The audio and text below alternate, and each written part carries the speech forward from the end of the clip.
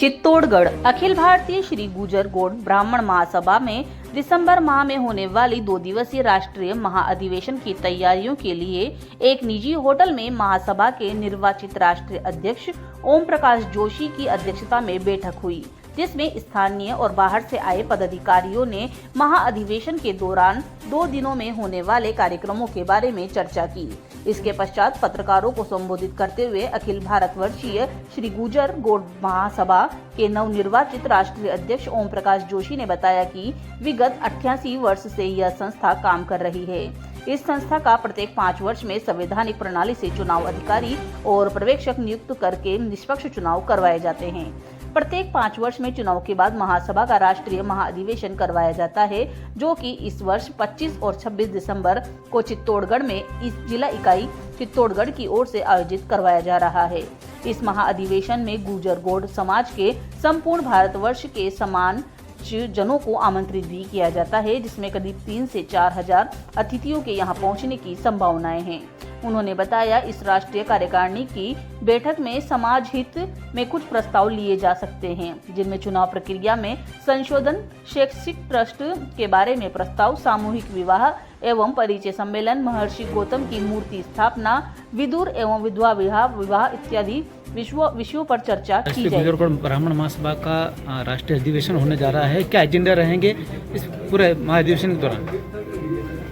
मुख्य समाज सुधार के लिए समाज की वर्तमान परिस्थितियों को देखते हुए हमारे समाज में किसी भी प्रकार की जो आवश्यकता, चाहे शैक्षणिक रूप से रहे, चाहे किसी बीमारी के हिसाब से रहे, चाहे सामूहिक विवाह के रूप में रहे, हम समाज के साथ रहेंगे। इसी एजेंडे पे मुख्य हमारा उद्देश्य रहेगा। दूसरा उद्देश्य जो हमने एजुकेशन का पहले कर लिया है वो चल रहा है, और आरोग्य के रूप में हॉस्पिटल के इलाज के हिसाब से हम जो कुछ कर सकते हैं वो प्रस्ताव हम इसमें पारित करेंगे। और शुरुआत हमारी रहेगी, हम अहमदाबाद में जो करने जा रहे हैं इसकी समाज से इजाज़त लेंगे। सुना इसमें सबसे बड़ी संभावना तो ये है कि हम ये प्रेरित करना चाहते हैं कि आप जैसे जानते हैं वर्तमान सरकारी प्रणाली में के अंदर आरक्षण एक बहुत बड़ा मुद्दा है, और ब्राह्मण आरक्षित वर्ग में नहीं आते। और किसी भी प्रकार से अब जैसे देखिए, कोई एक 40% वाला आरक्षित वर्ग से आ जाता है, ब्राह्मण वाला 95% ला के भी नहीं आ पाता।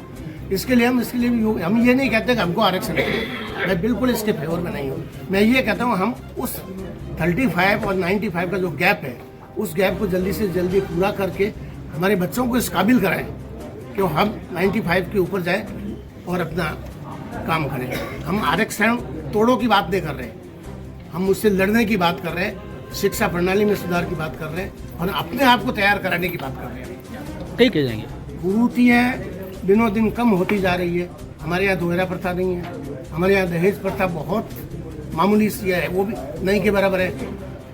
बड़े बड़े विवाह जो हमारे समारोह होते हैं, हमने उनमें 2 मिठाइयाँ कर दी है, ज़्यादा ताम झाम बंद कर दिया। अब ठीक है, कोई कर लेता है, हम उसका विरोध तो नहीं करते, परंतु प्रतिक्रिया उनको समझाने का प्रयास करते हैं कि आप जैसे 5 करोड़ रुपए शादी में लगाते हो, वो 1 करोड़ में भी काम कर लीजिए, और पीछे वाला पैसा समाज के उत्थान के अंदर लगाइए। ये प्रेरणा हम देते रहते हैं, अपने घर से भी यही करते हैं, ये विचार।